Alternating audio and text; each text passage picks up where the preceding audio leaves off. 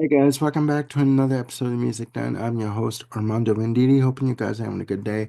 And above all else, that you're looking after yourselves and one another. Today, ladies and gentlemen, we're going to be looking at my top five albums of AC/DC. Now, if you're a hard rock fan, you know who AC/DC are. Forming in Sydney, Australia in 1973. To date, they have released 18 studio albums, their most recent being Power Up in 2020. They have sold collectively 200 million albums worldwide. Now, in terms of their lineup, they've gone through various members over the years, but I guess you'd say the two classic lineups of the band are Phil Rudd on drums, Cliff Williams on bass and backing vocals, Malcolm Young on rhythm guitar and backing vocals, Angus Young on lead guitar with that, schoolboy outfit. Who could forget that? And either Bon Scott or Brian Johnson on lead vocals. Now, Phil Rudd, as their drummer, would be in and out of the band over the years for various reasons that I won't get into. But that's neither here nor there. Um, they released their first single, Can I Sit Next to You, Girl, on July 22nd, 1974, featuring lead vocalist Dave Evans. He didn't last very long in the band. According to Malcolm Young in an interview, their styles and attitudes didn't mesh together. Um, Dave Evans with the rest of the band. Um, they would quickly recruit Bon Scott, and they would be releasing albums throughout the 70s into the 80s. Their massive album being Back in Black, selling 25 times platinum. But, and the rest, as they say, is history. What I've done is put together my top five albums of AC/DC. I should also say that when they formed in Australia, they signed to Albert Music in Australia and eventually would sign to Atlantic Records in North America and other territories. Okay. Now, looking at the list here, coming in at number five, we have Let There Be Rock, released March 21st in Australia and July 25th of 1977 in the US. This album would be the last album to feature bassist Mark Evans, who Cliff Williams would take over for. Now, mm, how can I put this? Pretty much with AC/DC, you know what you're going to get with pretty much every album. Meat and potatoes, balls to the wall, heavy rock. Okay? A lot of blues, a lot of swagger, a lot of sexual implied lyrics. And this album is no different. Okay? It is a fantastic album uh, featuring such songs as Go Down, Lead Off Track, Dog Eat Dog, the title track, Let There Be Rock, Bad Boy Boogie, which again is, an ass shaking boogie track. Overdose, track number six, is another fantastic track. Um, and a whole lot of Rosie that ends off the album. Now, in putting together this list, this was going to go a little higher on the list, but you know what? I mean, it's your basic meat and potatoes rock and roll. And when I say basic meat and potatoes, I don't mean it in a bad way. Very guttural, very primal. Bon Scott with his vocal delivery is very recognizable, very rough, raspy, just going for it. You can almost imagine his throat bleeding at the end of each take for each song. And it is a fantastic album, Let There Be Rock. That's coming in at number five. And number four, we have Dirty Deeds Done Dirt Cheap, released September 20th, 1976 in Australia. And funny enough, Dirty Deeds Done Dirt Cheap was not released until 1981 in the US. And in reading on this, I was surprised about it because um, this album is slated as overshadowing their other 1981 release, For Those About to Rock. But to get to Dirty Deeds Done Dirt Cheap, for me, this is a fantastic album. The title track is a lead off track, just amazing. Boogie woogie right up to your neck. I mean, it is swagger, it is sex, it is crunching guitars. It is amazing. Okay. Other songs of note, Love at First Feel, again with the sexual innuendo, the comical, satirical Big Balls, uh, and Bon Scott delivers it with such a comedic but almost serious approach that you smirk and you by the end of the songs you burst out laughing because it is so funny. Other songs of note on Dirty Deeds, Done Dirt Cheap, Rocker, Pomlin Child, uh, which would also be featured on a release of Let There Be Rock. Sorry, and it's got to be noted too that um, certain albums, or most of the albums in the 70s, the Australian track listing differed from the US and North American track listing overall, which I found this, I was just putting this list together. But other songs of note, there's going to be some rockin'. Ain't No Fun Waiting Around to Be a Millionaire is a good track. Right On is just a very slow burn of a track, just really great. You know, blues all the way. The bottom line is AC/DC are a fantastic blues band at the heart of everything. At the core of their existence, they are a blues boogie woogie band, but they are a blues band all the way. So that's number four. Coming in at number three, as I look at my list, we have Powerage, released May 5th in the UK and May 25th in the US of 1978, featuring the track Rock and Roll Damnation, which was a video.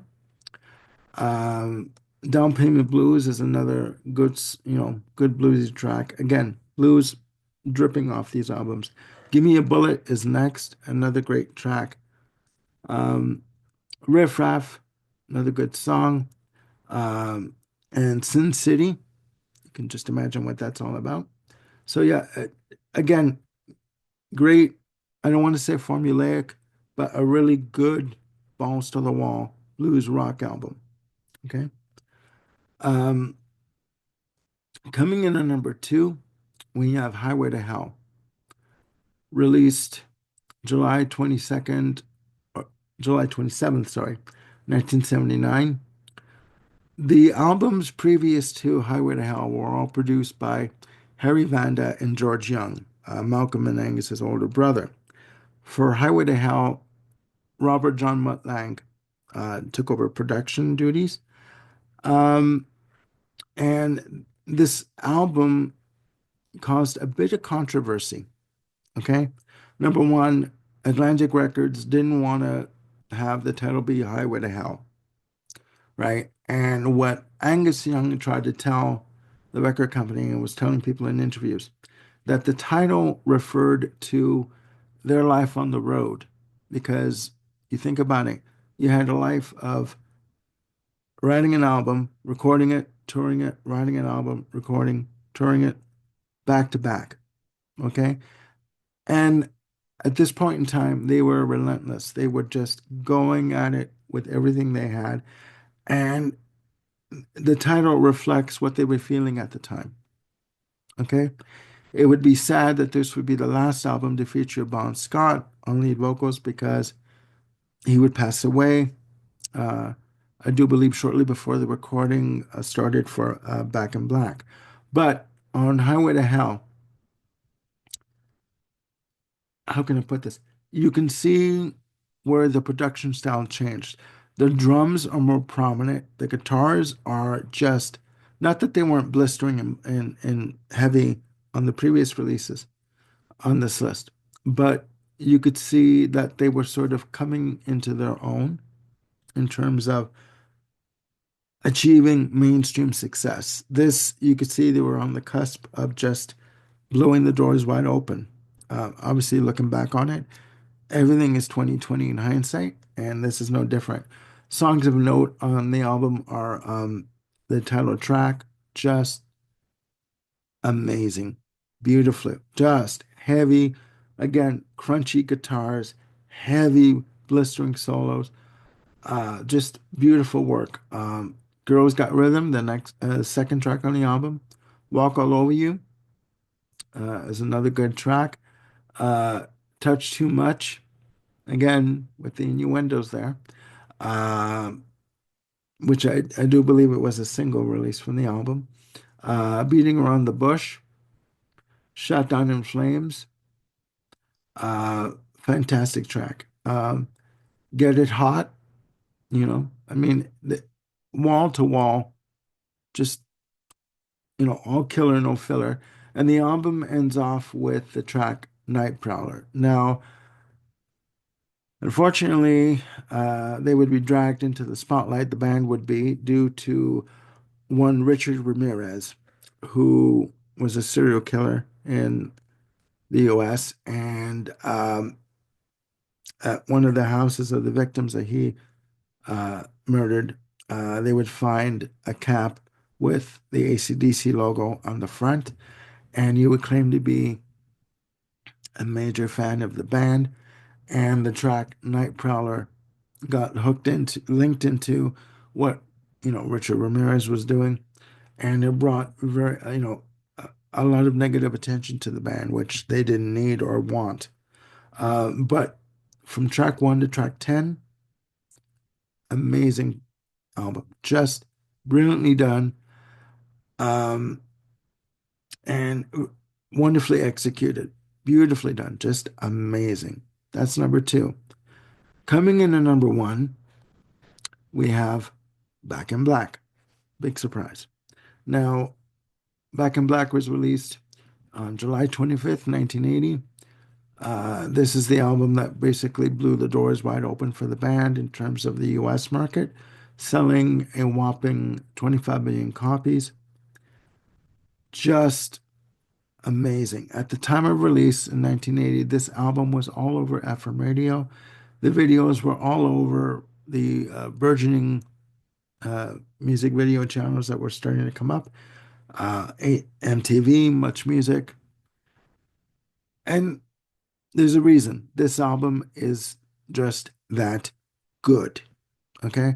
Starting off with House Bells, Shoot to Thrill, you know, What Do You Do for Money, Honey? You know, Give the Dog a Bone. All these titles